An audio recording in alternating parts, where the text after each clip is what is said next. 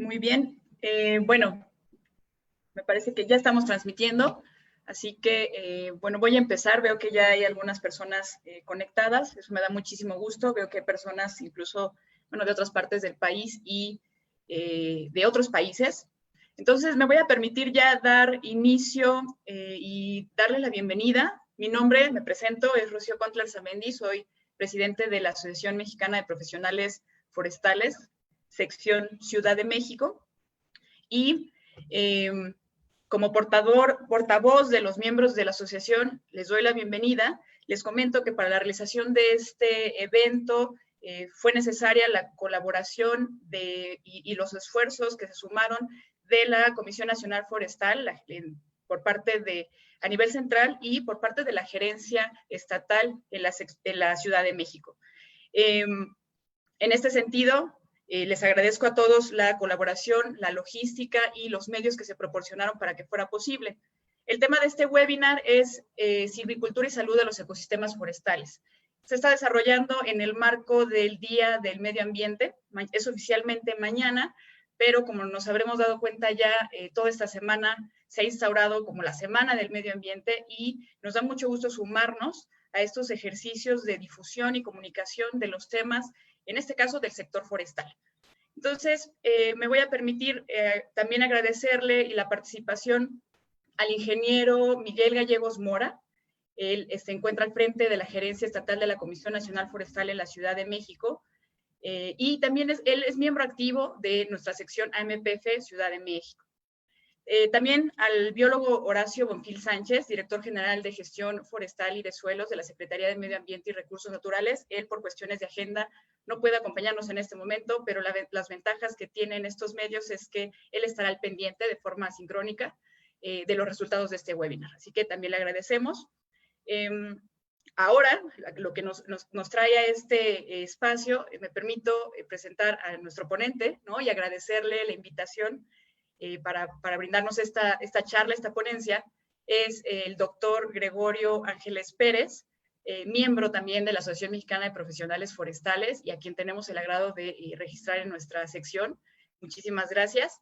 Entre las múltiples actividades profesionales en las que se ha desempeñado, bueno, destaca como profesor investigador en el posgrado de Ciencias Forestales del Colegio de Posgraduados en el campus Montecillo, ubicado en Texcoco, Estado de México.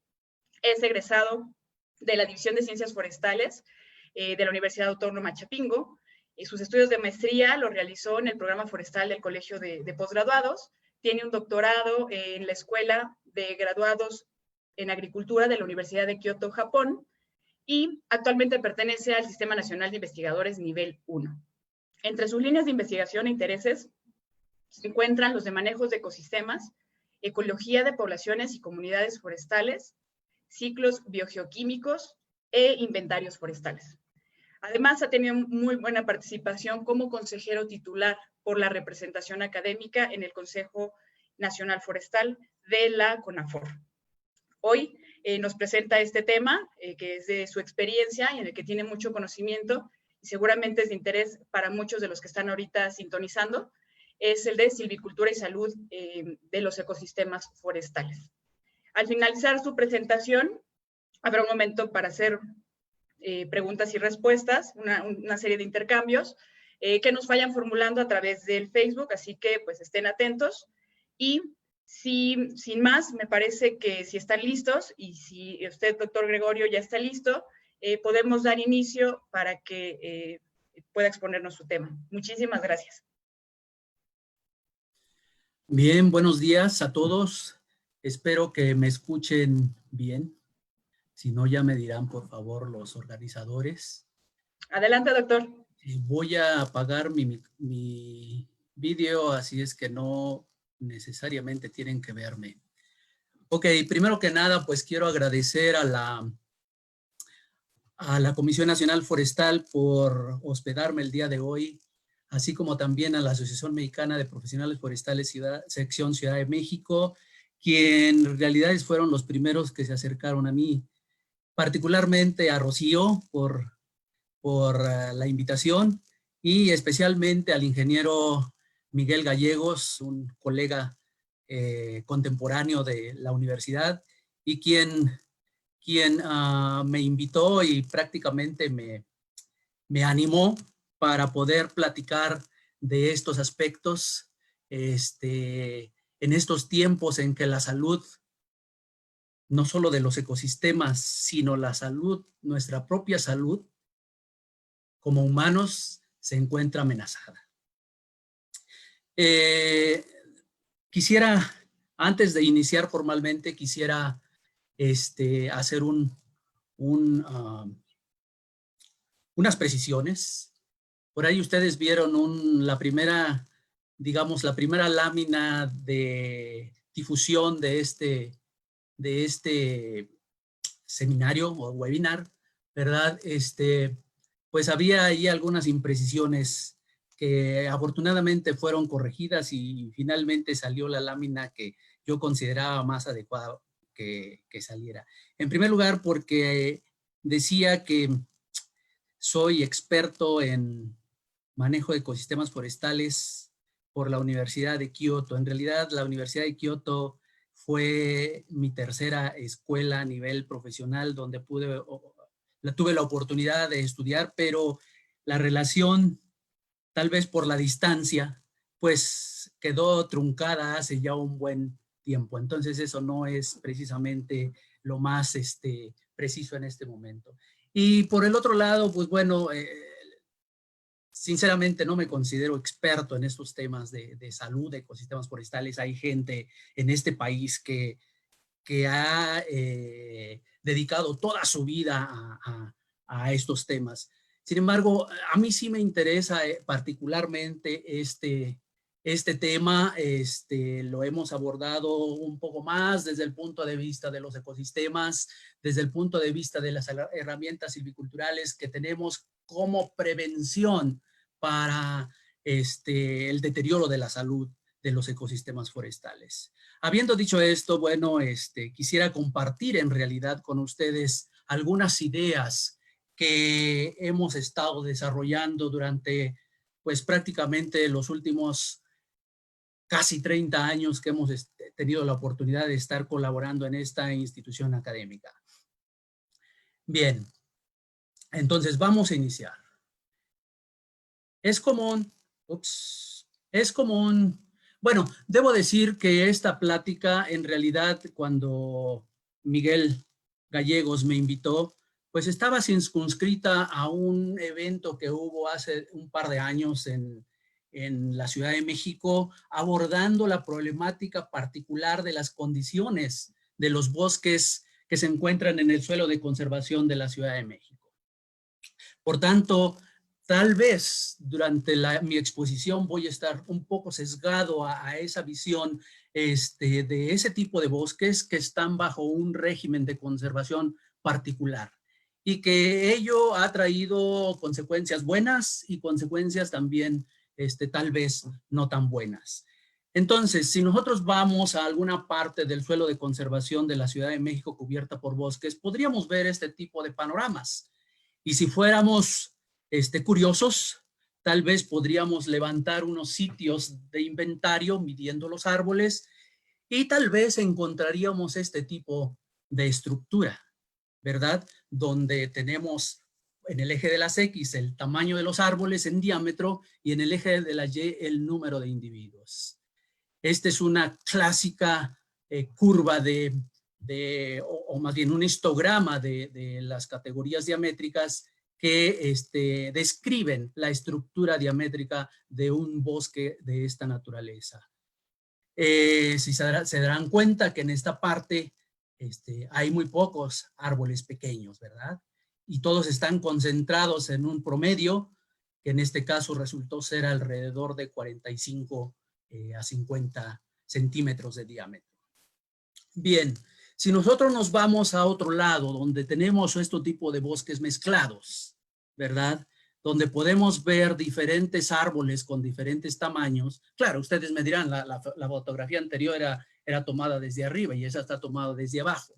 Pero claramente podríamos ver en la figura anterior que la densidad no es tan elevada y que posiblemente no haya tantos, como lo describió la gráfica de estructura diamétrica, no haya tantos individuos pequeños.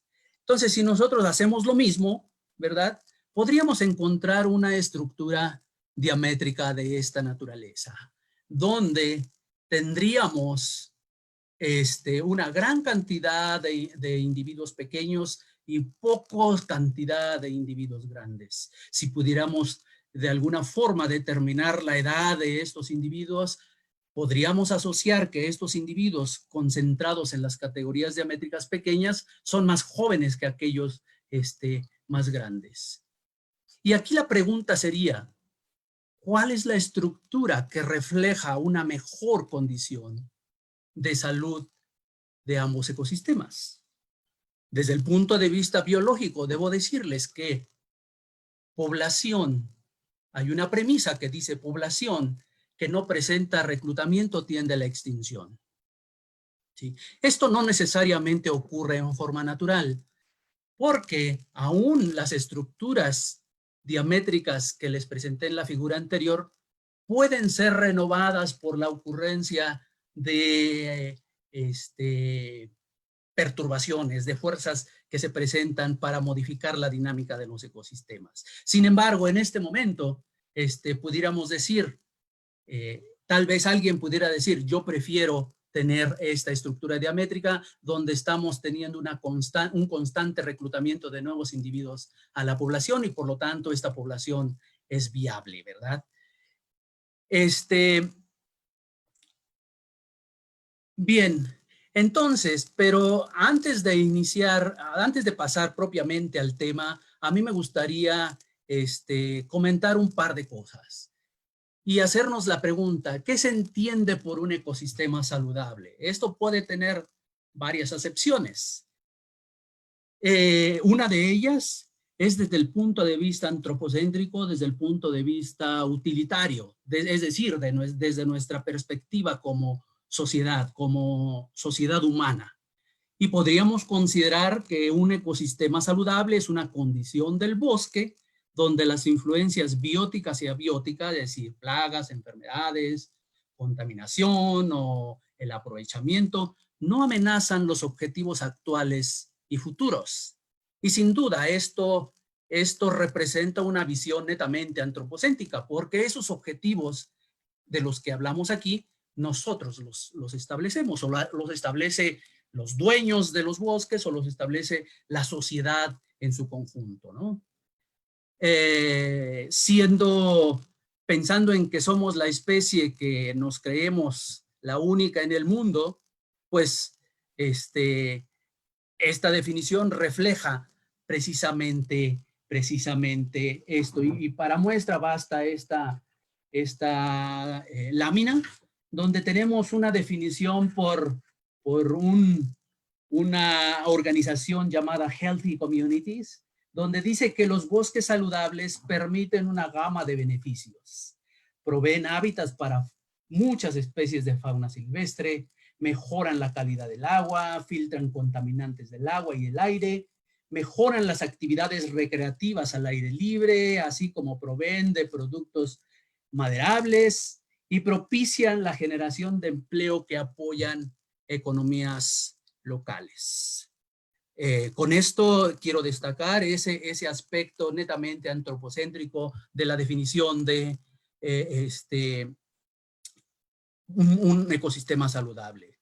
Sin embargo, si nosotros pudiéramos considerar que somos en realidad parte de ese ecosistema, que nuestra especie humana en realidad es una especie más del ecosistema, y pudiéramos intentar describir a qué consideramos un ecosistema saludable desde el punto de vista del ecosistema, podríamos encontrar varias posibilidades, pero un par de ellas podrían ser que un ecosistema saludable desde su punto de vista es aquel en donde existe un equilibrio funcional entre el suministro y la demanda de recursos esenciales, es decir, por la vegetación, es decir, agua, nutrimentos, luz, espacio de crecimiento en su conjunto, ¿verdad?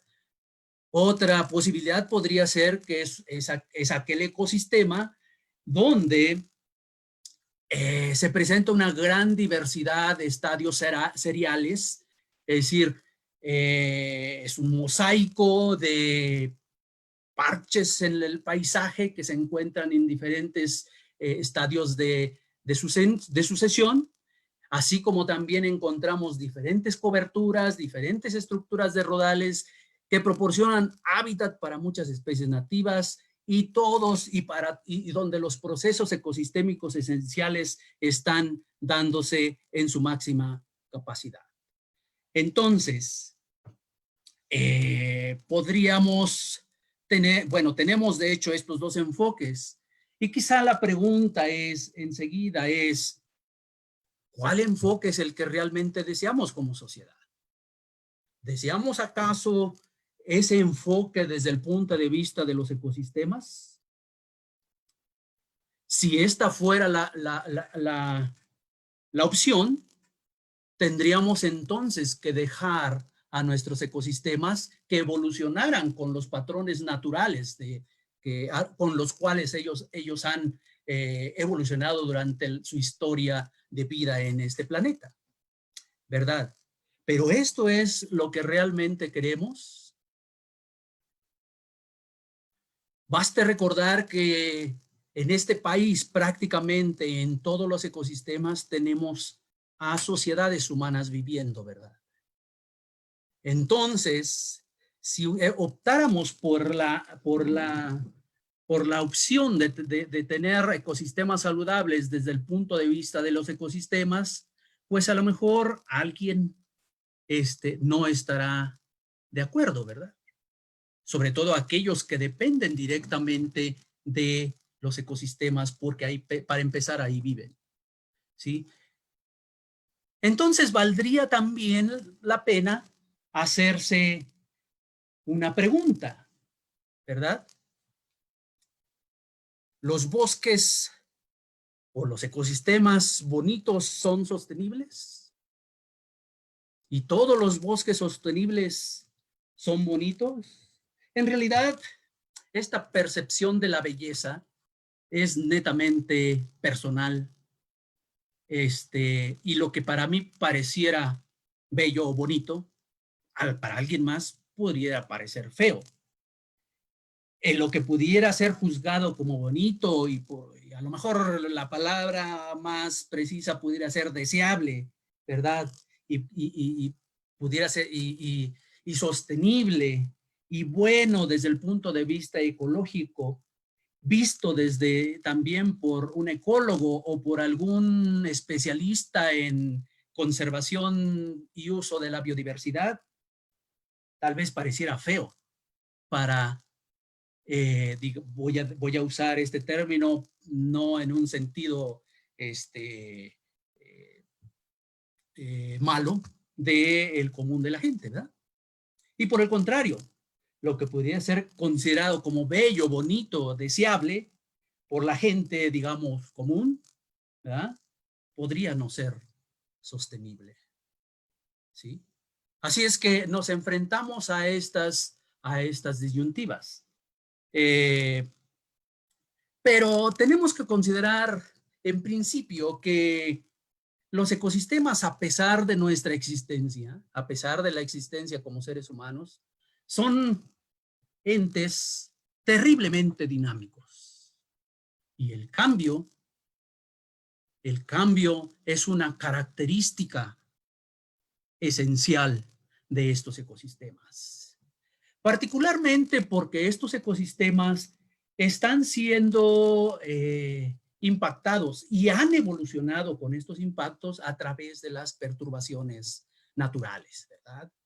Si quisiéramos definir perturbaciones, tendríamos que decir que son procesos en los paisajes de los ecosistemas que afectan su composición, estructura y funcionamiento. La composición porque a través de su impacto pueden modificar la presencia de algunas especies, pueden aumentar la dominancia de algunas especies y propiciar la aparición de especies que antes de la ocurrencia de esa perturbación no estaban presentes. Por lo tanto, también estamos modificando la estructura Y también podemos modificar, o con estas perturbaciones se modifica el funcionamiento del ecosistema, particularmente porque podemos tener especies representadas en diferentes grupos funcionales, o bien porque los procesos, por ejemplo, el ciclaje de nutrimentos se ve afectada por estas perturbaciones, que puede ser afectada en forma positiva o afectada en forma negativa. Estos son algunos agentes de perturbación que provocan, que impulsan que esa dinamicidad que en los ecosistemas tenemos. Los incendios forestales, ¿verdad? Las plagas y enfermedades, el viento a través del daño ocasionado por huracanes y tornados, una perturbación que no es natural y es ocasionada por nosotros, los forestales intentando imitar estas perturbaciones que se encuentran naturales, pues esa es la cosecha a través del aprovechamiento, los aprovechamientos forestales. Y podemos tener también inundaciones, vulcanismo u otros agentes de perturbación que hacen que esos ecosistemas sean terriblemente dinámicos, como ya dijimos. Es terriblemente dramático ver este tipo de paisajes cuando se presentan estos agentes de perturbación. Posteriormente, dejando este tipo de legados biológicos que las especies que sean capaces de establecerse ahí van a utilizar para promover su existencia en este tipo después de este tipo de perturbaciones. O bien estas imágenes dramáticas donde las condiciones ambientales cambiantes han propiciado la proliferación de plagas, en este caso de una especie de Dendroctonus, ¿verdad?, en Norteamérica, que ha causado grandes mortalidades en los ecosistemas, particularmente de pinos, ¿no? Bien, esto es en la Sierra Norte de Oaxaca, donde hemos tenido brotes de defoliadores y también de descortezadores por Dendroctonus. Y bueno, presento esta gráfica y le quiero agradecer enormemente al doctor Cuauhtémoc Sáenz de la Universidad Michoacana por compartir esta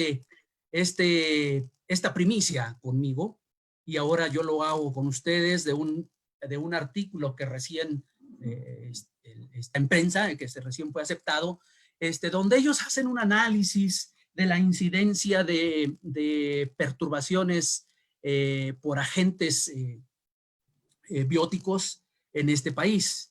Por ejemplo, en esta gráfica podemos observar esos brotes catastróficos de los descortezadores que se presentaron durante 2012 y 2013, así como esos brotes de defoliadores y el número de hectáreas que han estado siendo afectadas por estos dos. Ellos hacen en este artículo un análisis de diferentes causas que están impactando la salud de los ecosistemas mexicanos, desde plagas, pero también procesos de declinación, por ejemplo, en especies de encino o bien en aves religiosas. Y vemos que en los últimos años esta incidencia ha aumentado y ha ocasionado un daño en una gran proporción, una gran cantidad de superficie. En este análisis ellos presentan casos particulares que analizan a fondo, como los bosques de pinos duranguensis en Chihuahua afectados por los descortezadores, la declinación en los bosques del límite de Michoacán y Estado de México de avis religiosa, Pinus gregi impactados por Dendroctonus en Querétaro, Quercus afines con las agallas en el estado de Hidalgo, y así otros dos ejemplos en Colima y en la Sierra Norte de Puebla con Pinus pátula. Bueno, otro agente importante y que precisamente en estos momentos estamos experimentando, o la península de Yucatán está experimentando, son los daños por los fuertes vientos. Si bien en este momento más bien son daños por inundaciones, ocasionada por altas precipitaciones. Pues bueno, el paso de huracanes es una característica particular para la península de Yucatán, aunque si bien pueden presentarse o se han presentado del lado del Pacífico, también así como en este caso del lado del Caribe. Y bueno, el paso de estos agentes de perturbación provocan, digamos, daños al ecosistema, provocan una gran cantidad de muerte de individuos, ¿verdad? Y aquí nosotros estamos siguiendo el desarrollo de los bosques después de que han sido impactados, de los bosques tropicales, después de que han sido impactados por un huracán en 2007, que fue el huracán Dean. Y estamos haciendo un análisis de cómo estos fenómenos impactan reduciendo la cantidad de biomasa en diferentes edades del bosque o de la selva, ¿verdad? Y cómo se recuperan posteriormente. Nos debe de quedar claro que la recuperación no es inmediata. Ustedes tenemos aquí datos hasta 2015, donde dice que aún esa biomasa que teníamos antes del huracán no ha sido plenamente recuperada. Bien, tal vez entonces la siguiente pregunta sería, ¿podemos prevenir estos agentes de perturbación? ¿Podemos disminuir su impacto en los ecosistemas forestales? Si es así, ¿qué opciones tenemos? Permítame compartir entonces con ustedes algunas ideas desde donde particularmente consideramos que podríamos incidir para prevenir, intentar reducir el daño por estos agentes de perturbación, dado que estamos viendo a los ecosistemas recuerden, desde un punto de vista antropocéntrico. Si lo viéramos desde el punto de vista desde los ecosistemas, diríamos, no importa, que sigan los procesos naturales en su desarrollo, que también son importantes para la conservación de especies que tal vez ni siquiera conocemos en este momento. Para abordar estas opciones, quisiera primero definir esto de manejo forestal. ¿Qué entendemos por manejo forestal? Porque después voy a derivar mis pensamientos sobre una parte fundamental del manejo, que es la silvicultura. Pero entonces, decimos que el manejo forestal es la rama de la ingeniería forestal que se ocupa de las actividades tanto administrativas como económicas, legales, sociales de los bosques. Y sigue principios científicos y técnicos de silvicultura, de protección y de regulación. De tal forma que con esto también quiero destacar que la silvicultura como tal es un pilar fundamental del manejo forestal. Silvicultura como ecología aplicada, entonces, es determinante en el manejo forestal. Pero nos debe quedar claro que manejo forestal y silvicultura no son la misma cosa.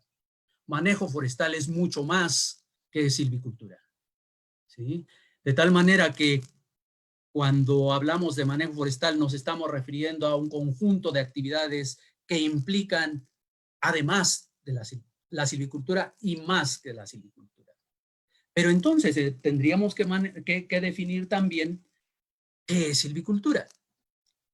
Y bueno, hace un rato acabo de decir la definición más básica, es ecología aplicada. Y esto conlleva una premisa fundamental. Es decir, que para hacer silvicultura necesitamos primero conocer la ecología. La ecología entendida como la ciencia que estudia la relación entre especies y con el ambiente. De tal manera que entonces una definición de silvicultura que aparece en la ley forestal es que silvicultura es la teoría y práctica del control del establecimiento, la composición, constitución, crecimiento y desarrollo de los ecosistemas forestales para la producción continua de bienes y servicios. ¿Bienes y servicios para quién? Pues para nosotros los humanos, ¿verdad? Y bueno, sin duda creo yo esta definición está tomada de una definición de un libro básico que ha servido, digamos,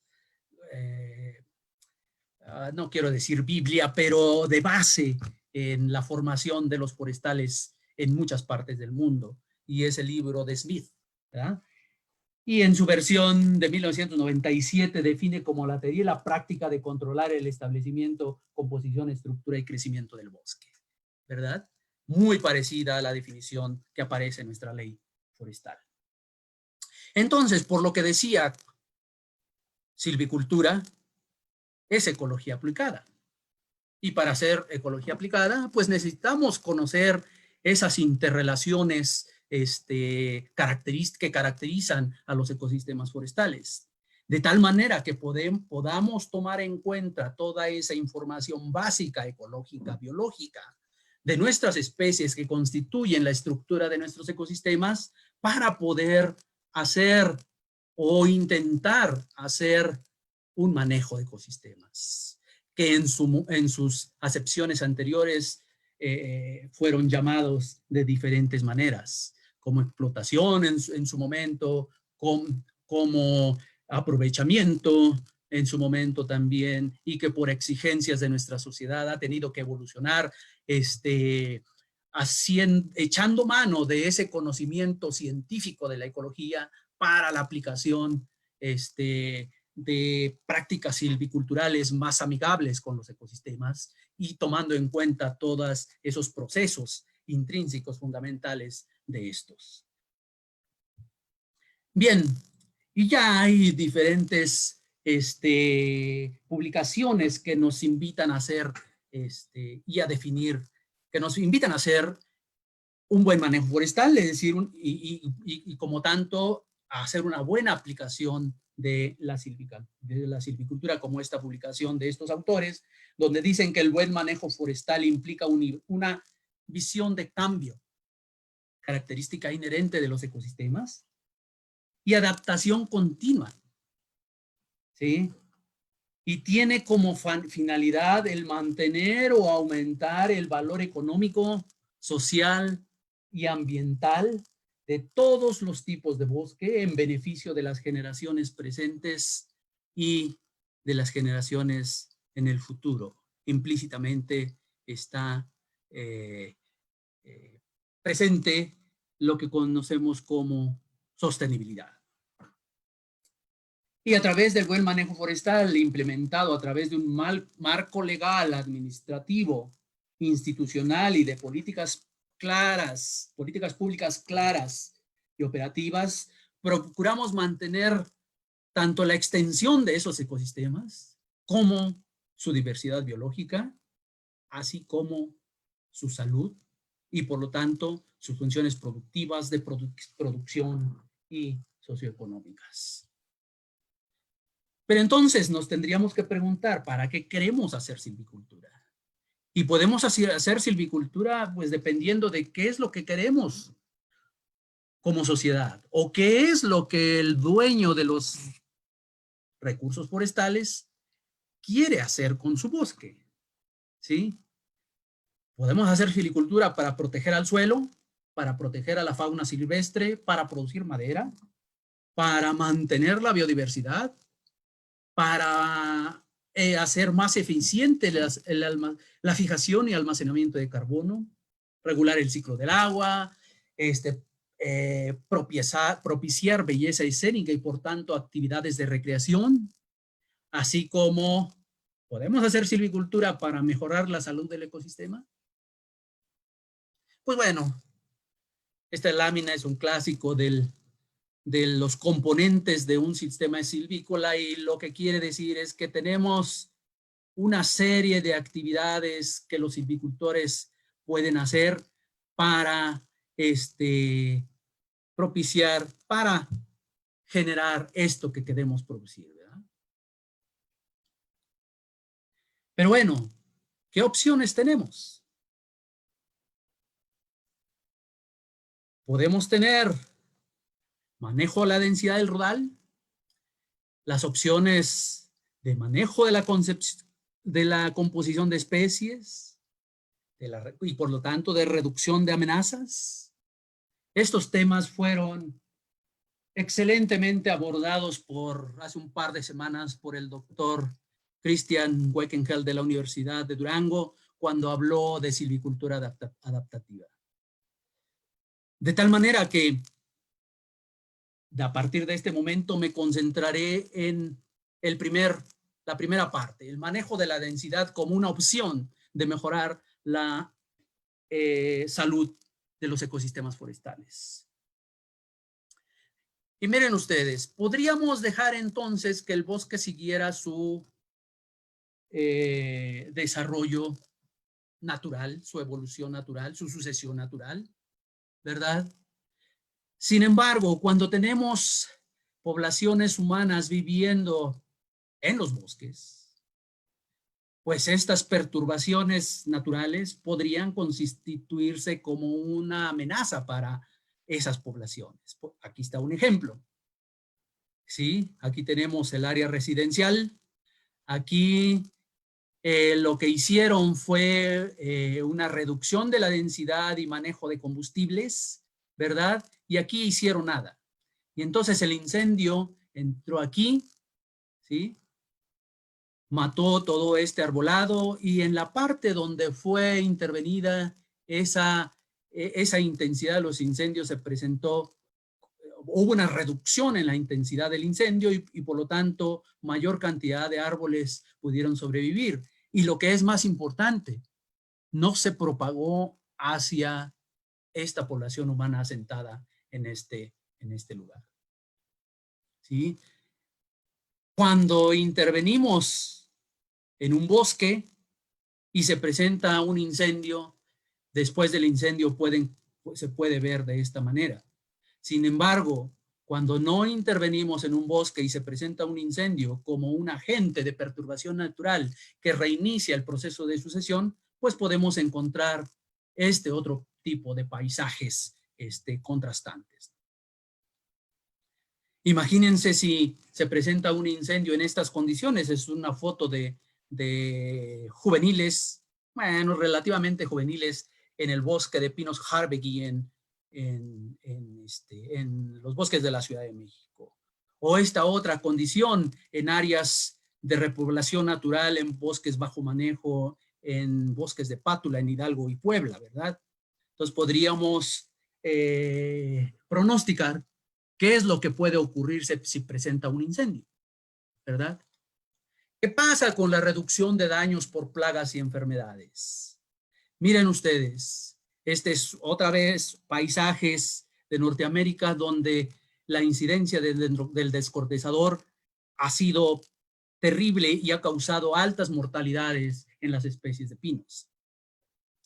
Resulta que en estos parches donde la densidad fue reducida, no se presentaron muertes de individuos, o si se presentaron, estas fueron mínimas. Pareciera que, y podemos ver un límite contrastante, ¿verdad?, entre un sitio que no fue tratado con un sitio que sí fue tratado a través de la reducción de la densidad.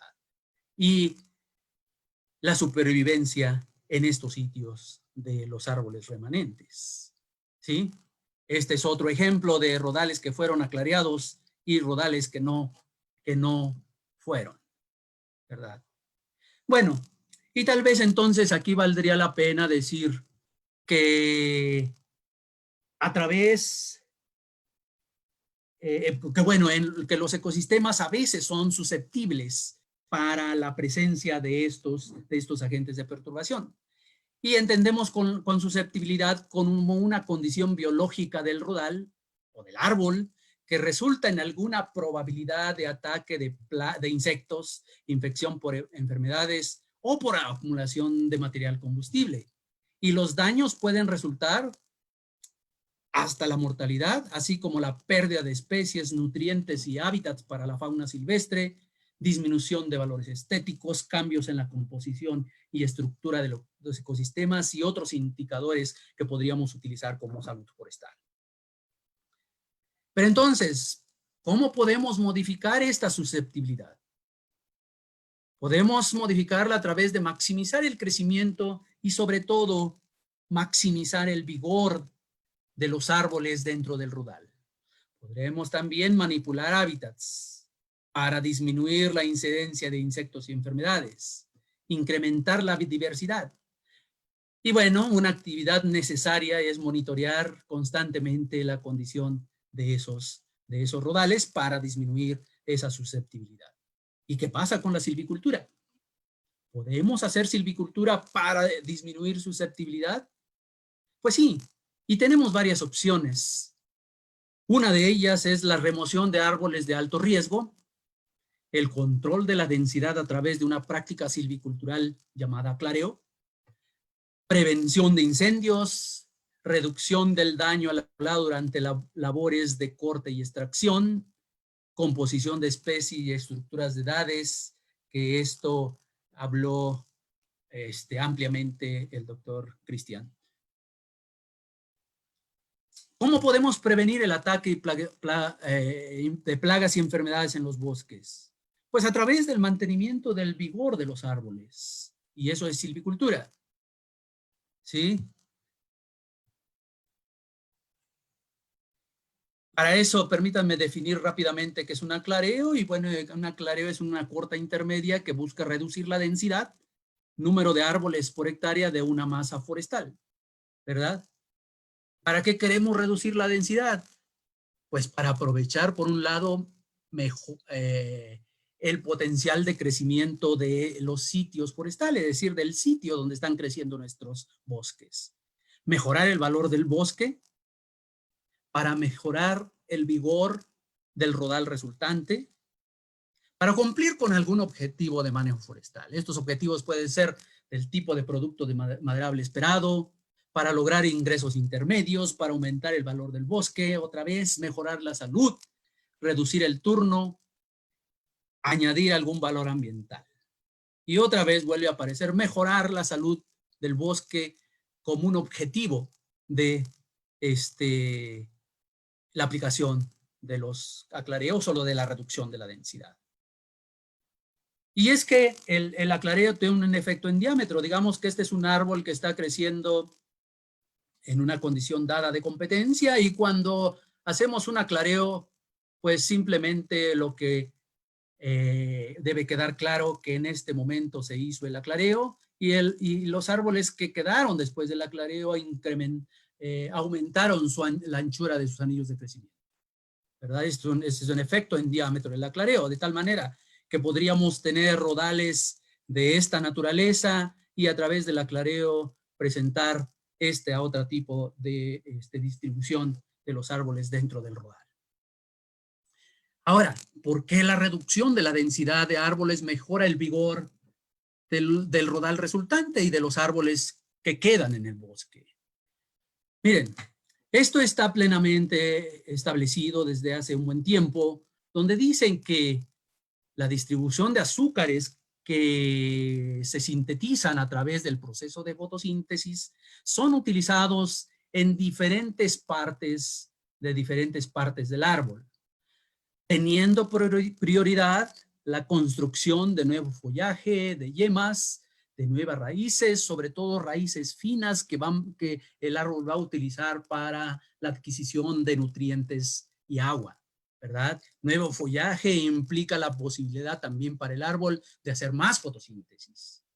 Una vez que ha satisfecho estas altas demandas, va a tener que almacenar como una estrategia de supervivencia anticipándose a procesos que pudieran poner en riesgo su supervivencia. Después de que se han satisfecho estas demandas, viene crecimiento en diámetro. Como ven ustedes, el crecimiento en diámetro que se da después de la aplicación de aclareos, ¿verdad?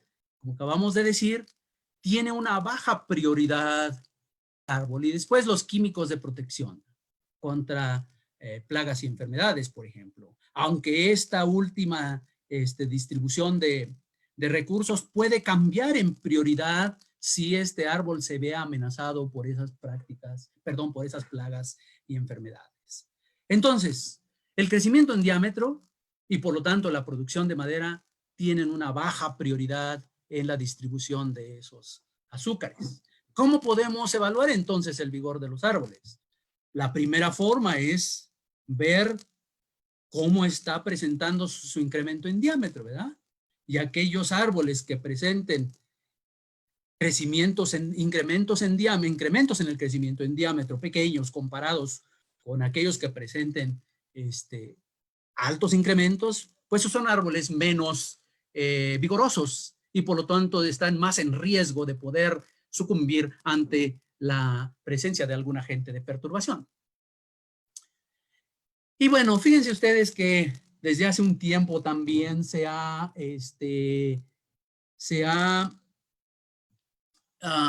estudiado las relaciones entre fuente-demanda, se llama en fisiología. Y en este caso presento aquí una curva lineal, ¿verdad?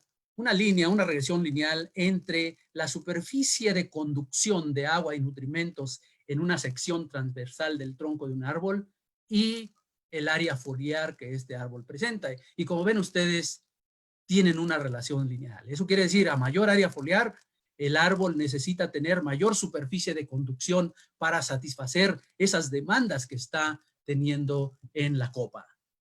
¿Sí? ¿Cómo podemos saber cuál es la superficie de conducción? Pues bueno, a través de determinar el área que ocupa la albura, ¿verdad? En el tronco de un individuo, que es donde la parte que funciona para transporte de agua, o bien a través de la extracción de cilindros de madera y donde podemos determinar donde cambia de coloración entre el duramen y la albura. Esto es un poco más complicado para especies de latifoliadas, pero también existe la técnica a través de inyección de colorantes. Por ejemplo, aquí se presentan tres especies que se les inyectaron un colorante para determinar qué superficie del tronco está siendo funcional para conducir agua, ¿verdad? Y bueno, para Norteamérica se han desarrollado o se han obtenido esos coeficientes de relación entre área foliar y área de la albura que podríamos utilizar para determinar cuánta área foliar tiene un árbol. Y por otro lado, desde hace varios años, un buen número de años, se propuso un índice que se llama índice de eficiencia de crecimiento, que en palabras llanas podríamos definir como la capacidad de un árbol para producir madera por unidad de área foliar.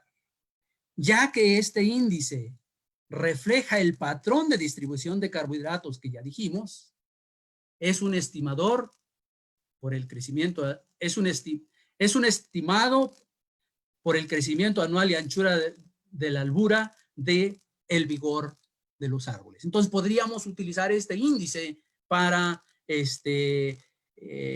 determinar qué tan vigoroso es mi árbol comparado con los árboles circunstantes, ¿verdad?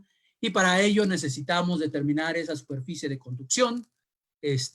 Obviamente, si queremos mantener ese árbol, pues no podemos hacer esto, ¿verdad? Pero sí podemos hacer esto y ver cuánto crece en el último año o en los últimos años. Bueno, creo que no se ve muy bien esta diapositiva, soy muy malo para dibujar, pero lo que quiero decir es que lo que necesitamos saber es el área de la albura que se generó en el último año. ¿Cómo podemos saberlo? Pues bueno, midiendo el diámetro o extrayendo una viruta y midiendo la longitud desde la periferia hasta el centro, ¿verdad? Esta longitud. Y entonces medimos esta anchura, ¿verdad? Y la multiplicamos por 2. ¿verdad? ¿Por qué? Porque es de este lado una y de este lado la otra. Supongamos que tenemos un diámetro de 50 centímetros, un diámetro total, y que en el último año la anchura del anillo es de 1 centímetro Entonces el diámetro de este círculo interno constituido por los demás anillos de crecimiento del árbol, pues sería de 48 centímetros, ¿verdad? Si sacamos el área, lo que nos interesa en realidad es esta área periférica. Si hacemos las cuentas que están aquí, encontraríamos que este árbol está creciendo 0.01 metros cuadrados por año en superficie el tronco, ¿ya? Si aplicamos el factor de conversión hacia área foliar, con esa tabla que les presenté hace rato, sabríamos que ese árbol tenía 38.5 metros cuadrados en este año, ¿verdad? Ahora, si aplicamos una ecuación que nos permita estimar la biomasa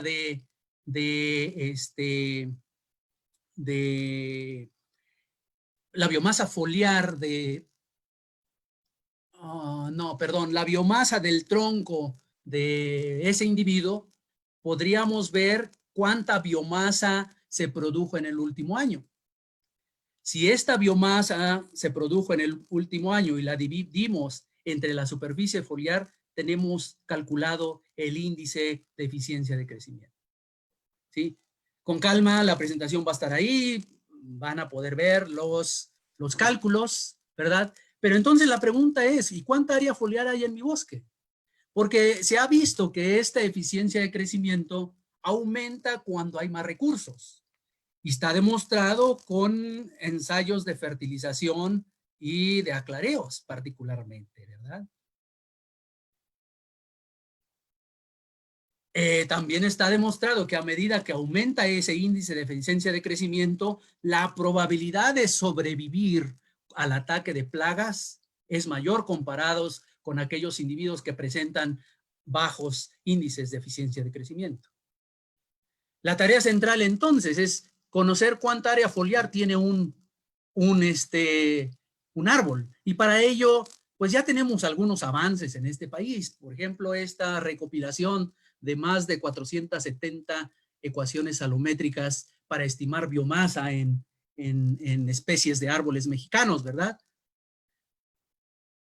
Sin embargo, muchas de estas ecuaciones carecen de esas fórmulas matemáticas para determinar la biomasa que nos interesa, que es la de follaje, ¿verdad? Podemos determinar la biomasa del tronco o la biomasa total, pero tal vez no la del follaje. Hay muy pocos estudios como estos donde nos hemos dado a la tarea de hacer ecuaciones que nos permitan estimar la biomasa del tronco, la biomasa de ramas, la biomasa de follaje, la biomasa de corteza y la biomasa de raíces, ¿verdad? Para el caso de bosques templados, pero también para el caso de bosques tropicales, ¿verdad? Con estas publicaciones que hemos estado generando. O para el caso de especies de encinos en Guanajuato, ¿verdad? Entonces necesitamos desarrollar más este tipo de ecuaciones para poder determinar área foliar. Ok. Y poder estar entonces en la posibilidad de determinar ese índice que les propongo de eficiencia de crecimiento para decir qué tan vigoroso o qué tan no vigoroso está un árbol dentro de un rodal. Ahora bien, ya casi para terminar, podemos decir que entonces que la silvicultura presenta ciertas ventajas para tratar de reducir el riesgo de la incidencia de un agente de perturbación que nos cause, que nos disminuya esa salud del ecosistema.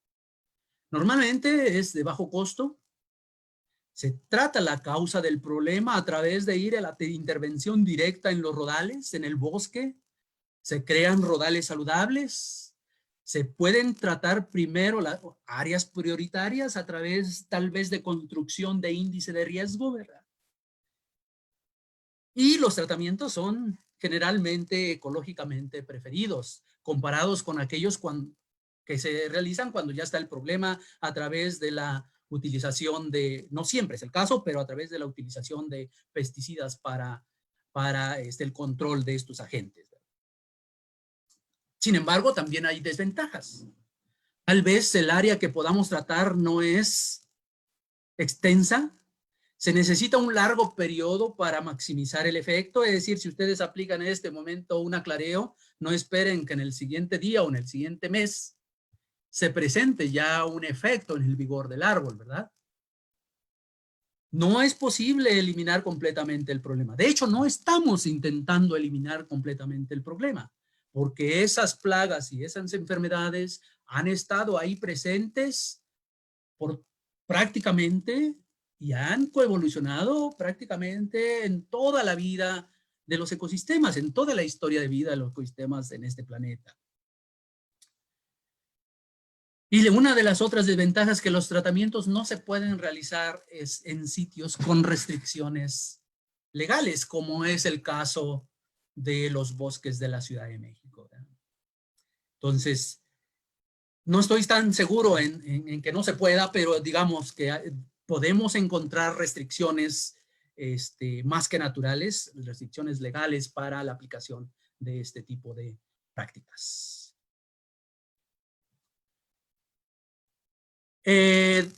FAO en su último reporte dice que necesitamos tener ecosistemas más resilientes a plagas, enfermedades, especies invasoras, y que para ello necesitamos coordinarnos desde la parte regional, de la parte nacional y la parte global, que nos lleve a la prevención de estos agentes de perturbación o del impacto de los agentes de perturbación, de la detección temprana de estos agentes de perturbación para la aplicación de medidas fitosanitarias y sobre todo para generar conciencia pública y que ésta sea efectiva. De tal manera que entonces las prácticas de manejo forestal sostenible, que por un lado reduzca la vulnerabilidad y de los bosques o ecosistemas y por otro tome en consideración la conservación de la biodiversidad y su uso sostenible, son estrictamente necesarias. Yo pienso también que necesitamos promover una interlocución efectiva entre tomadores de decisiones, academia y por supuesto de estos con la sociedad. Tal vez los académicos no estamos siendo lo suficientemente capaces como para comunicar lo que estamos estudiando, lo que estamos descubriendo con las investigaciones que realizamos. Y por el otro lado, los tomadores de decisiones tal vez no han encontrado el medio idóneo para acercarse a la academia. Por lo tanto, es una necesidad todavía latente en nuestra sociedad. Quiero empezar a terminar diciendo que el manejo forestal, para que tenga éxito, deberá estar fundamentado en una apreciación profunda de los ecosistemas, es decir, de ecología, desde sus orígenes, de su estructura y del conocimiento del complejo de interrelaciones de todas las partes que lo componen. De tal manera que, hablando de sanidad, en estos tiempos, el entendimiento de los ecosistemas y sus procesos y de los procesos que en ellos ocurren nos permitirá mantenerlos sanos y también productivos. Parece ser, bueno, no parece ser, aún queda mucho por entender y aprender del funcionamiento de estos ecosistemas, pero todo parece indicar que un ecosistema sano es un prerequisito para una tierra sana y yo diría para una sociedad humana también sana. Y con esto termino y muchas gracias. Muchísimas gracias, doctor Gregorio. Vamos a pasar a la parte de, voy a leer algunos comentarios y algunas preguntas que se han hecho. Antes me gustaría comentar que pues alcanzamos alrededor de unas 400 personas en esta sintonización y varias personas de otros países, entre los que se encuentran Haití, Uruguay, Perú, Colombia, de varios estados de México, e incluso, bueno, seguramente, y pude notar que algunos alumnos y exalumnos de usted, doctor Gregorio, que pues encontraron muy interesante esta charla, también de la Dirección Forestal de la Secretaría de Desarrollo Sustentable del Estado de Sinaloa, pues varios profesionales forestales, del Tecnológico Superior de Zongolica, del SECFOR 1 de Uruapan, Michoacán, en fin, a todos pues muchísimas gracias. Me voy a permitir leer algunos de los comentarios que se vertieron en el chat. Bueno, en primer lugar, ¿cómo es que podemos, o cómo pueden contactarnos, ¿no? En su caso, tanto a usted como a la gerencia y a la asociación. En los datos de la gerencia y la asociación en un momento los proyectaré, si me permiten.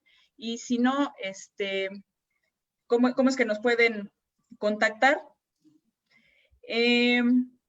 También hay una pregunta que dice, ¿cuál es la definición en esta presentación que nos hizo sobre lo de un bosque bonito, ¿no? O sea, ¿cómo definiría esto de bosque bonito? Parece que generó esa inquietud. Hay un comentario que dice, creo que se está confundiendo los agentes de perturbación con los disturbios. La perturbación es el cambio ocasionado en las variables del sistema ocasionando un disturbio. Parece que ahí ya lo aclara.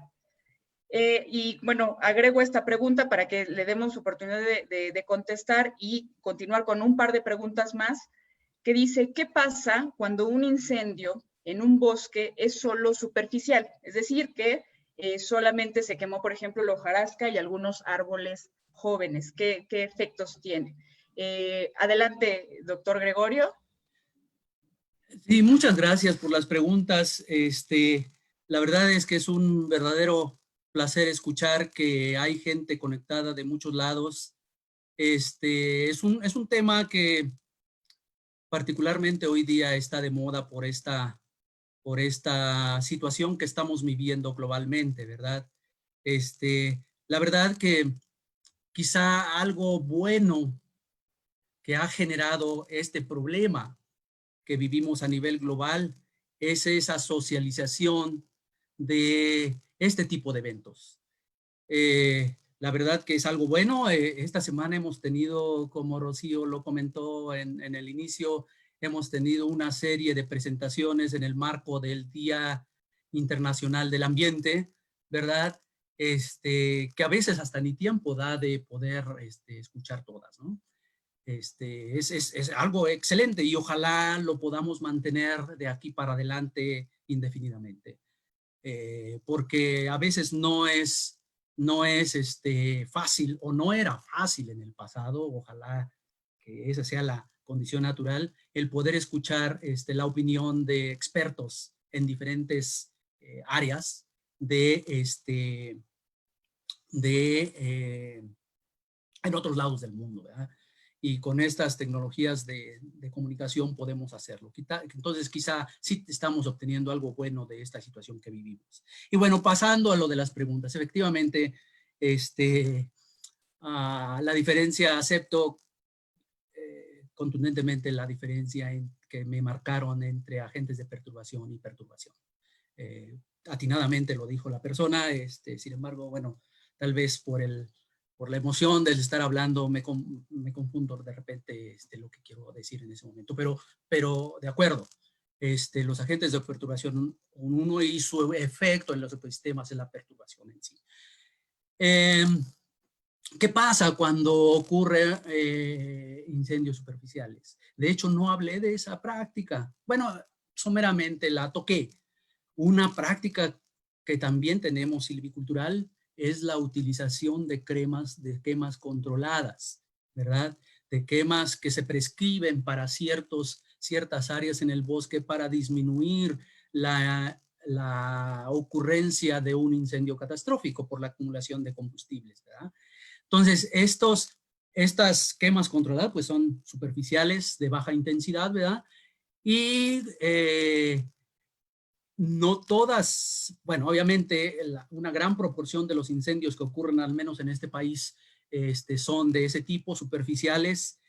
Y a veces tienen este tipo de eventos tienen consecuencias benéficas.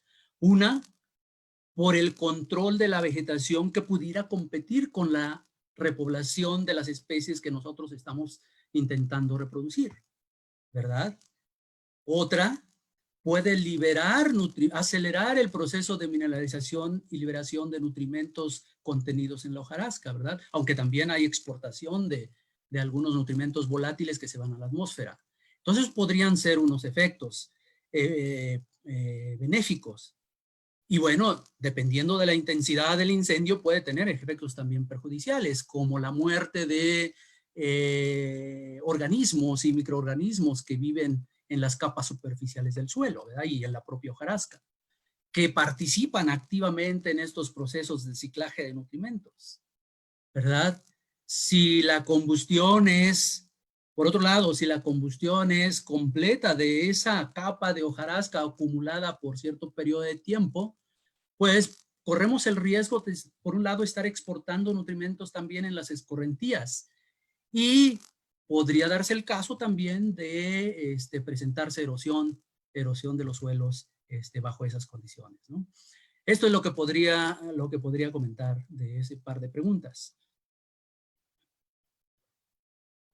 Perfecto. Mire, voy a leer otros comentarios que también nos compartieron.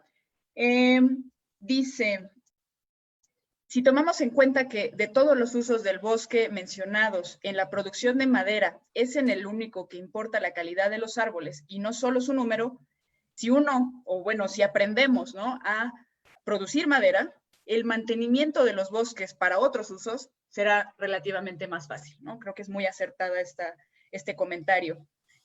También dice que se ha visto un empeño de los dueños y poseedores de los bosques en mejorar la salud y sobrevivencia de las áreas forestales, ¿no? Y que gente muy preparada, con fundamentos técnicos, han hecho manejo en estos bosques, pero consideran que el mayor problema se presenta con la tala ilegal y la inseguridad que viven hoy los productores silvícolas. Eso es un punto que hay que rescatar.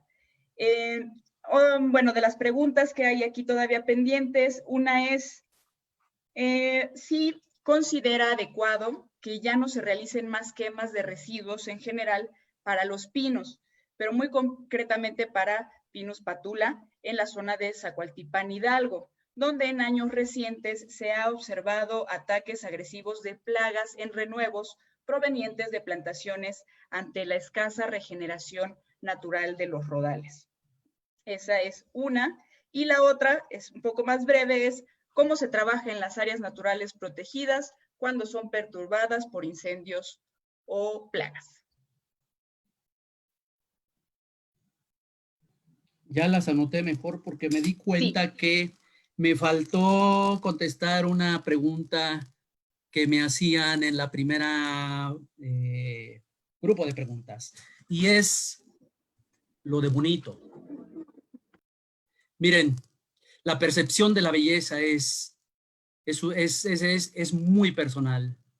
Lo que a mí me parece bonito, a otra persona que pudiera estar aquí a mi lado, que en este momento no están por las condiciones de restricción que estamos viviendo, ¿verdad? Podría no parecerlo. Y la pregunta de que si todo lo bonito pudiera ser sostenible, y si todo lo feo pudiera no ser sostenible, ¿verdad? Para empezar, bueno, repito, lo bonito es una percepción netamente personal. Y esto me lleva a un artículo que leí hace mucho tiempo, cuando recién salió, escrito por el doctor Hamish Kimmins de la Universidad de British Columbia, donde decía: biodiversidad, la bella y la bestia. Haciendo alusión a ese relato donde la bestia,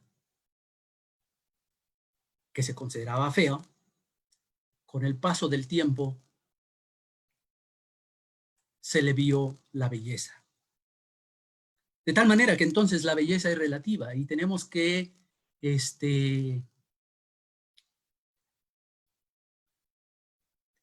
si la llevamos a la parte de los ecosistemas, a lo mejor los ecosistemas que yo puedo considerar bonitos no son funcionalmente, ecológicamente más deseables. Y lo que yo considero feo pudiera hacerlo así.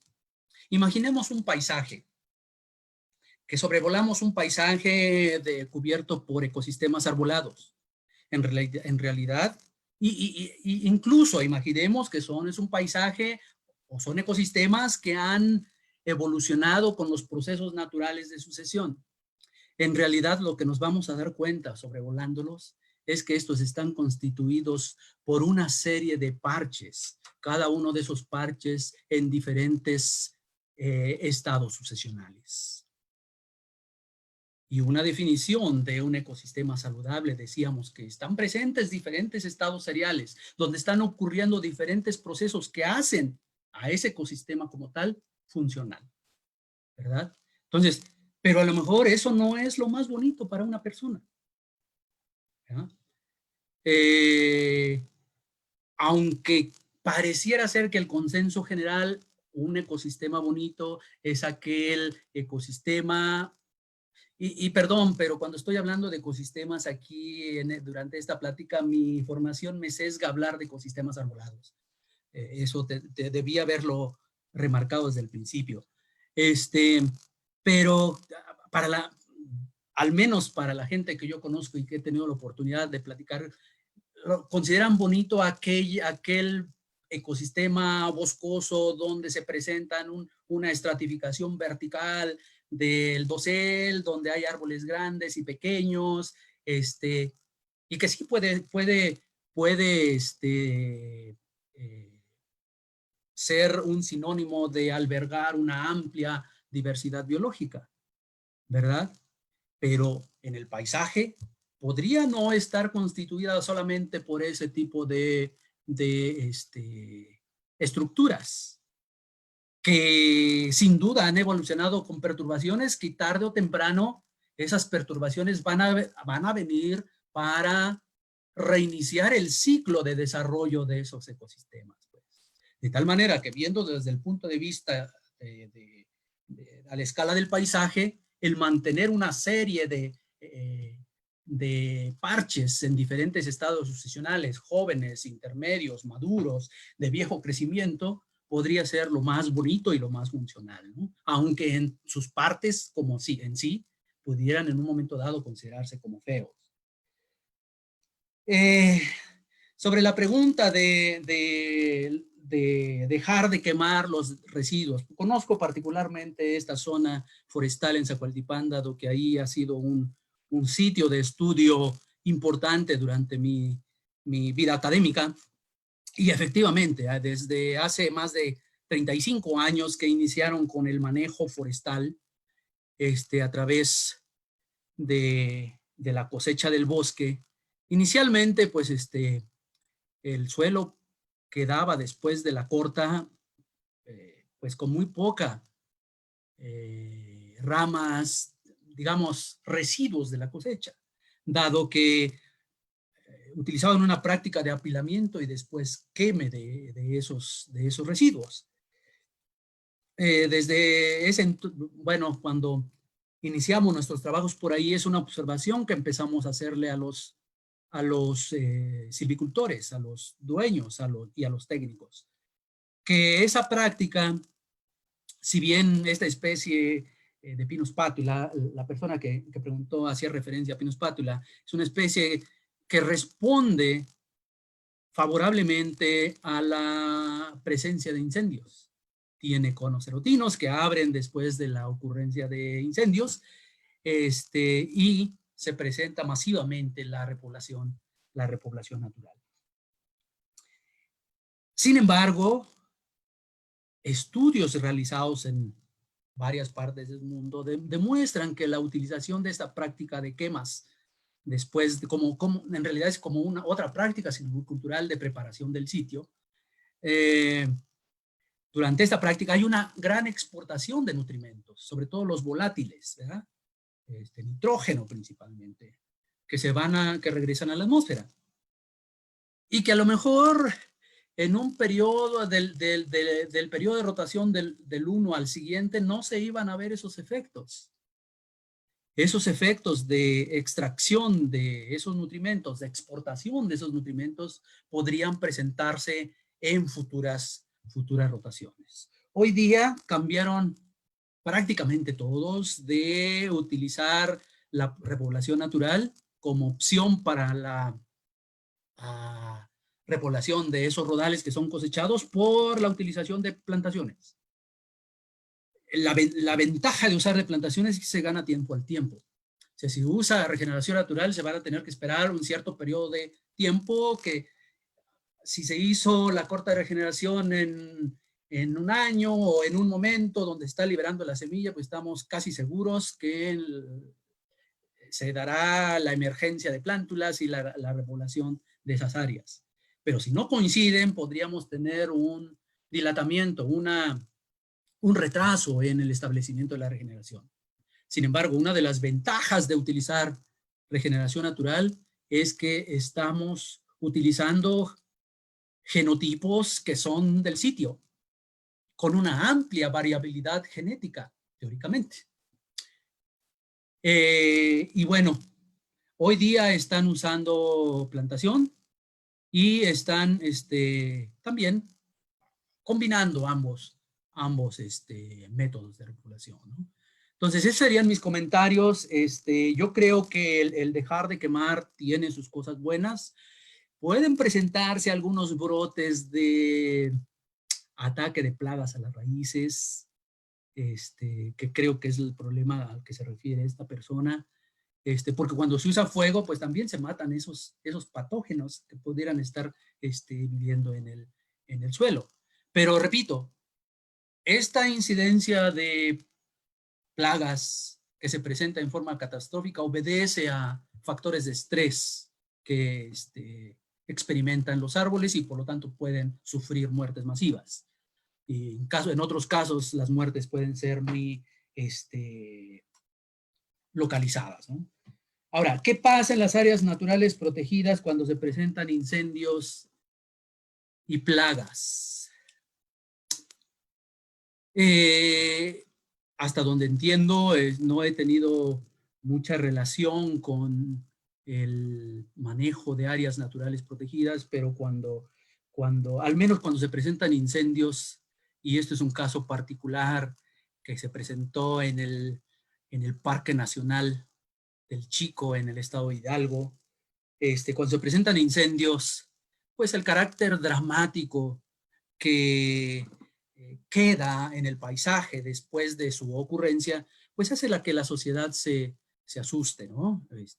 Por las consecuencias negativas que asociamos a estas perturbaciones. Y entonces normalmente invitan a mucha gente, incluyendo al ejército, para reforestar esas áreas. Sin embargo, una experiencia vivida particularmente en ese parque, es la repoblación abundante de una especie que considerábamos que no era posible que se estableciera a cielo abierto, que es Abies religiosa, ¿verdad? Coincidió ese incendio con que el siguiente año hubo una producción masiva de semillas, o me parece que en el mismo año, y por lo tanto la dispersión y la disponibilidad de semillas fue tan alta que la regeneración de Abies fue bastante alta, proliferó muy bien. Y entonces lo que sucedió es que las plantas que se reforestaron, incluso que fueron de diferentes especies porque dependían de las especies que había en los viveros, pues fueron sobrepasadas en crecimiento por Abies religiosa, ¿no? Entonces, desde mi punto de vista, las áreas naturales protegidas son estrictamente necesarios porque se supone que ahí viven una alta diversidad. Tenemos una alta diversidad biológica y es un mecanismo de su conservación. Pueden vivir especies que ni siquiera sabemos de su existencia. y que éticamente no debiéramos tener la posibilidad de eliminarla simplemente por las que no conocemos. Entonces, estas áreas sirven como esos reservorios de esa diversidad genética. Ahora, si la pregunta es, ¿debiéramos dejar que se quemen? ¿Debiéramos dejar que ocurran los ataques masivos de plagas y enfermedades? Tendríamos que hacernos esa pregunta, y tal vez, repito, no tengo mucha información directa de las áreas naturales protegidas, pero habría que preguntarles a ellos directamente, a sus administradores, a sus manejadores, de cómo estamos haciendo frente a estas perturbaciones naturales que en estas áreas se presentan. Y eso es lo que tendría por contestar. Perfecto. Bueno, mire, pues la verdad es que por cuestiones de tiempo y un poco también en respeto a todas las preguntas y comentarios que nos han hecho llegar, en este momento concluiríamos.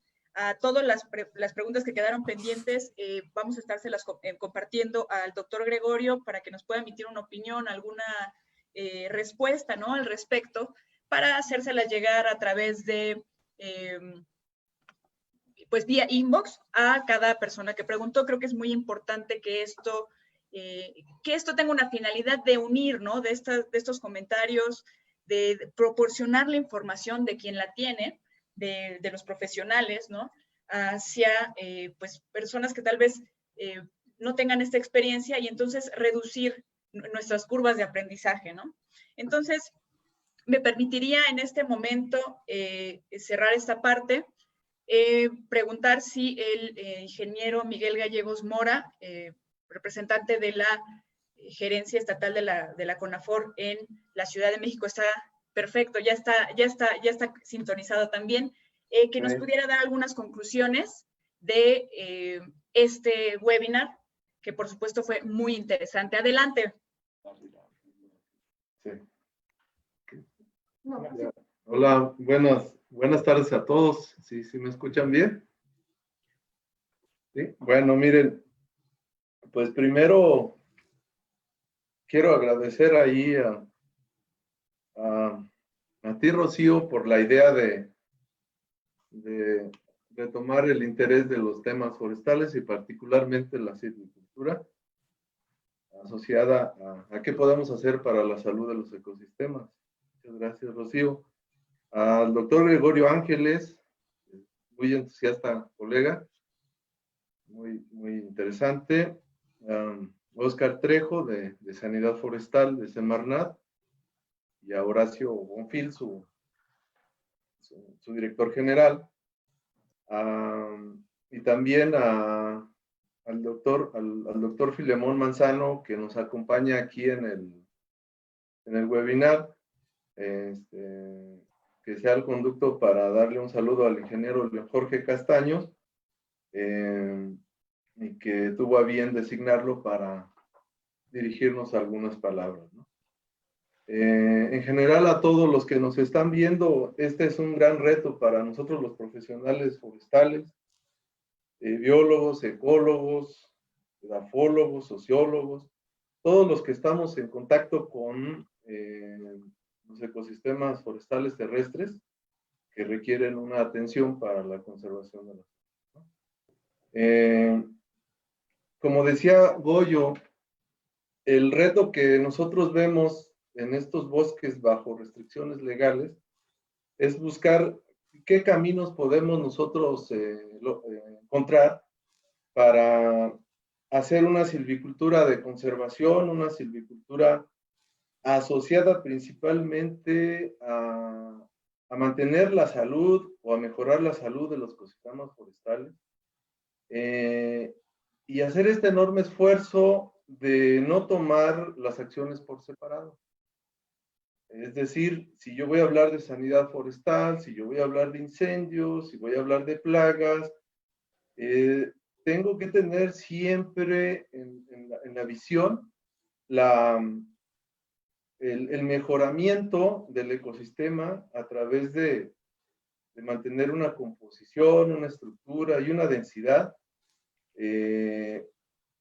tal que permita tener un paisaje, si bien no estamos seguros que esté totalmente saludable, sí aceptable por la sociedad que lo rodea. ¿Y qué sociedad nos rodea en este caso? Pues la Ciudad de México, ¿no? Y solamente son un poquito más de 20 millones de habitantes.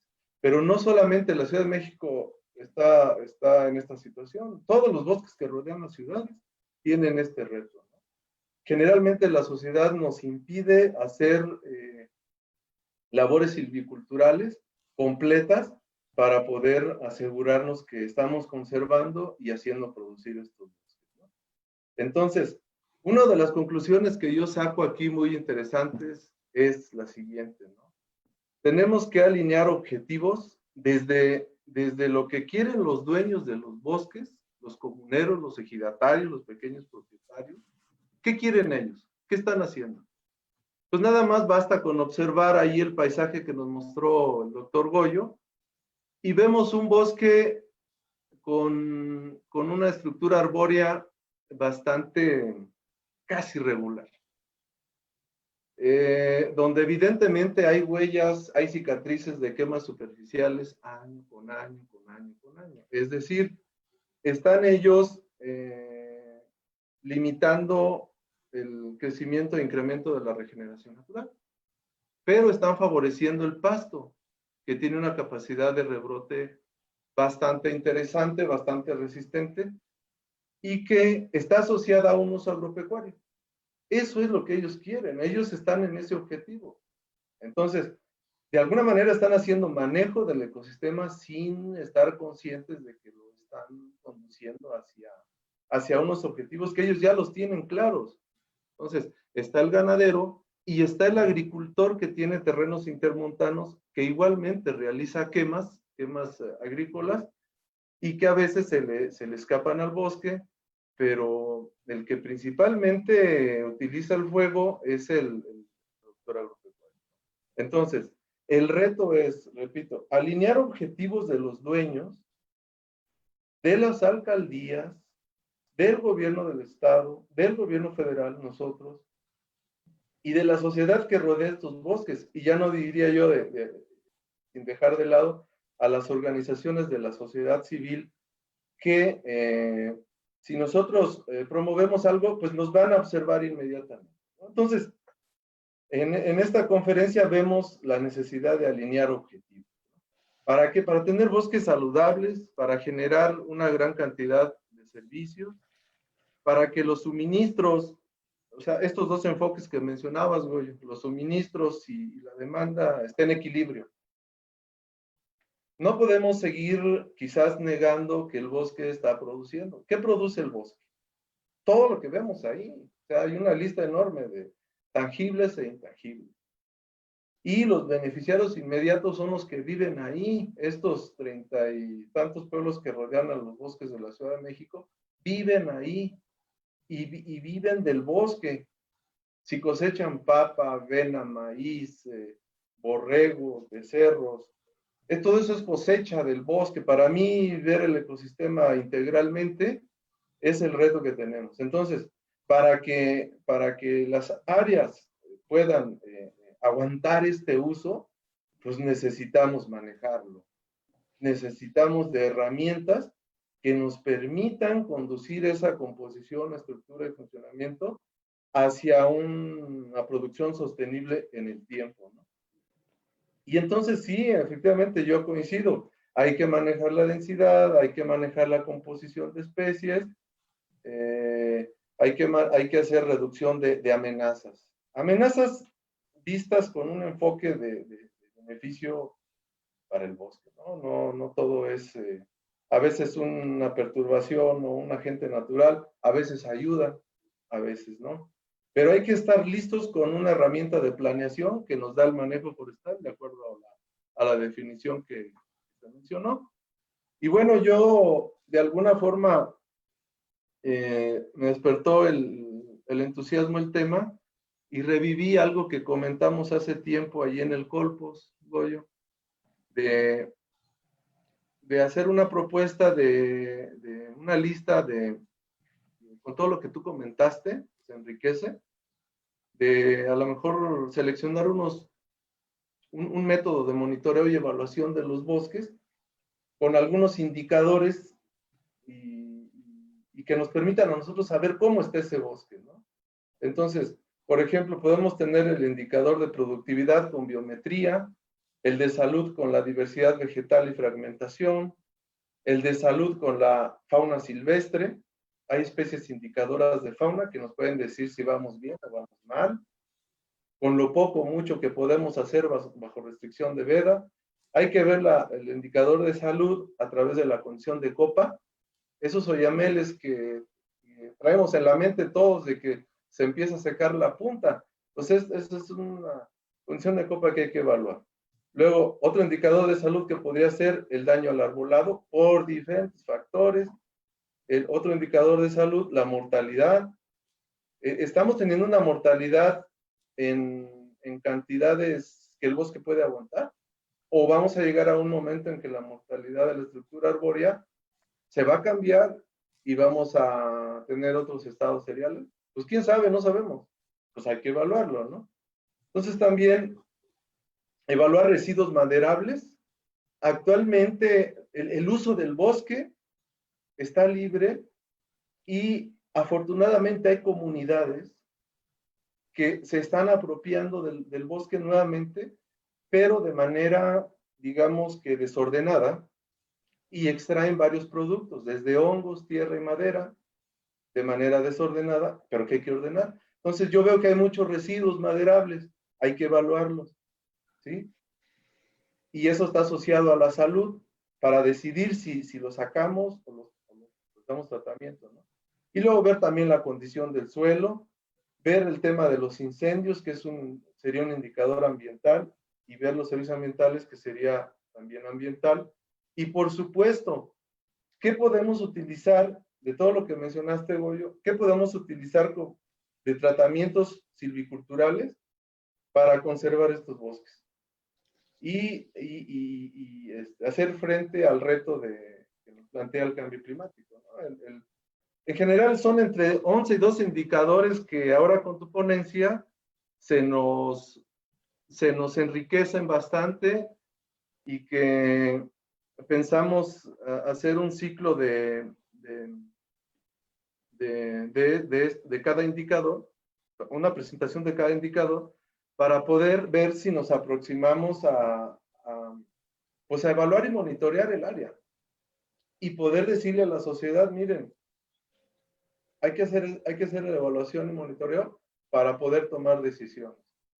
Y de esta manera, pues aproximarnos a tener unos bosques de buena salud en el futuro.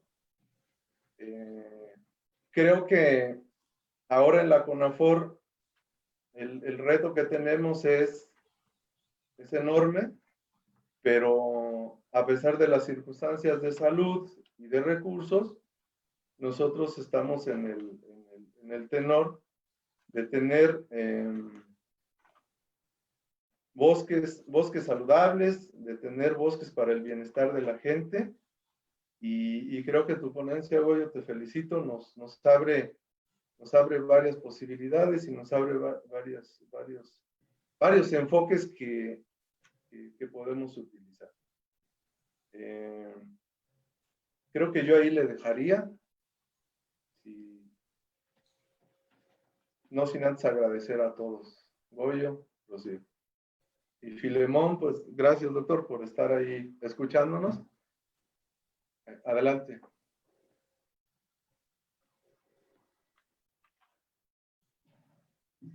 Bueno. Y adelante, ¿Sí me lo escuchan? escuchamos. Sí me escuchan, ¿verdad? Sí. Bueno, buenos días a todos. Ya dijeron mi nombre, Filemón Manzano. Yo trabajo en la CONAFOR y estoy en la gerencia de manejo forestal comunitario. Primeramente, ingeniero Miguel Gallegos y Rocío Contla, de la gerencia de CONAFOR en Ciudad de México. Agradezco mucho la invitación, y en este caso, pues a nombre del ingeniero León Jorge Castaños, en representación de CONAFOR en oficinas centrales, pues estoy aquí con ustedes para, bueno, haber escuchado la ponencia interesante del doctor Gregorio Ángeles. Al doctor Gregorio, pues le agradezco mucho por esta colaboración con CONAFOR. Ahora en la Ciudad de México, sabemos que el doctor ha sido una persona muy disponible y ha colaborado con nosotros en diferentes lugares, en diferentes tiempos. Entonces, tengo la fortuna de conocer al doctor allá en el Colpos, y bueno, conozco también parte de sus trabajos. Él comentaba una región importante del país, que es la región de Zacualtipán, Hidalgo, en la cual me tocó conocer los trabajos de investigación que están haciendo, tanto en áreas de producción forestal como en áreas de conservación.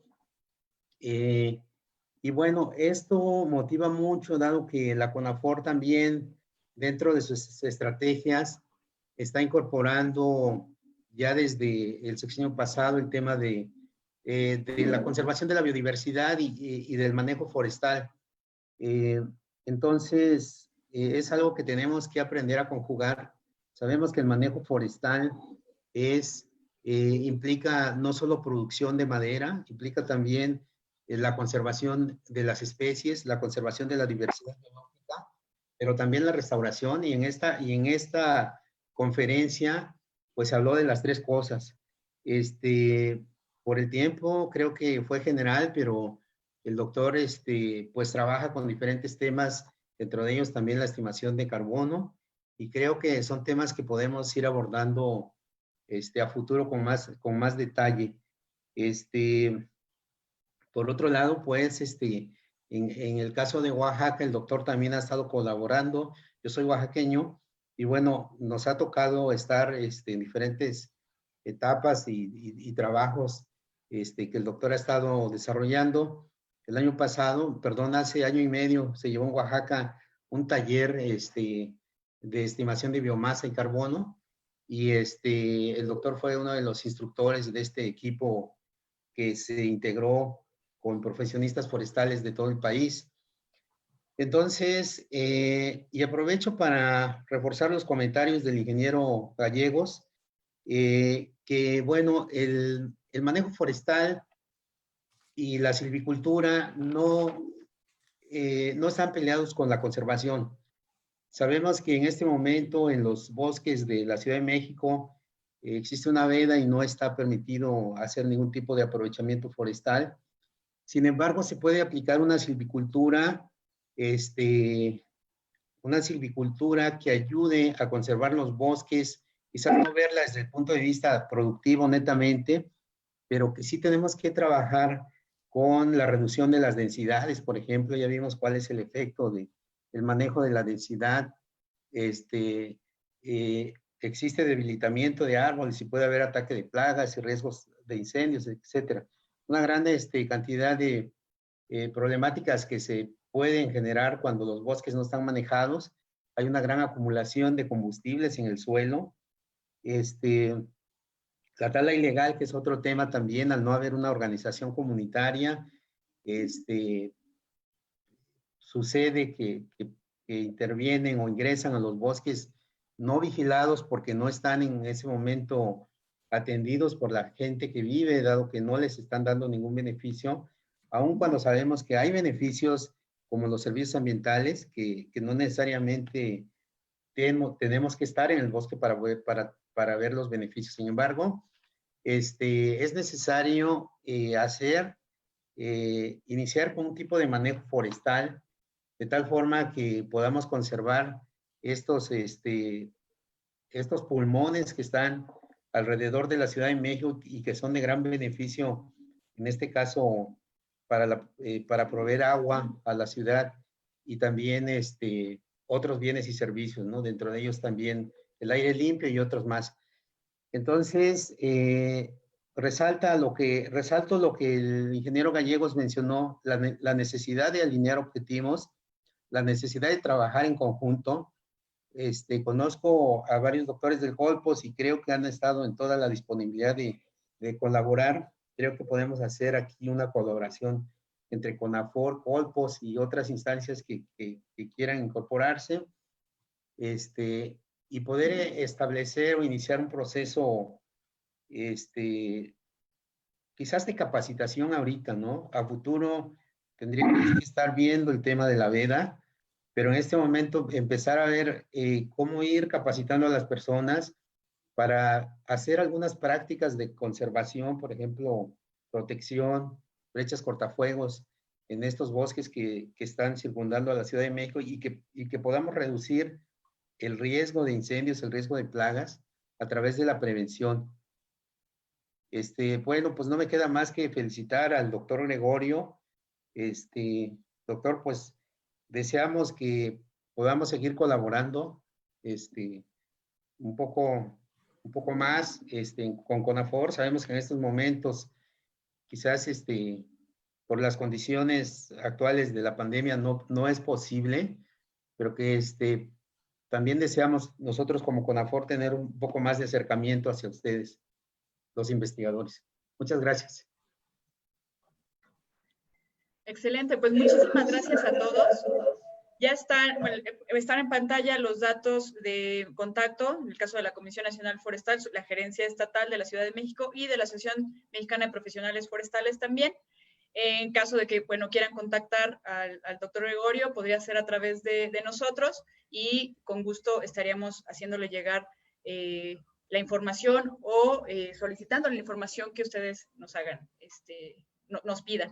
Así que, pues, que tengan un excelente día todos y muchísimas gracias. Muchas gracias. Adiós. Gracias. Buenas tardes. Buenas tardes. Sí,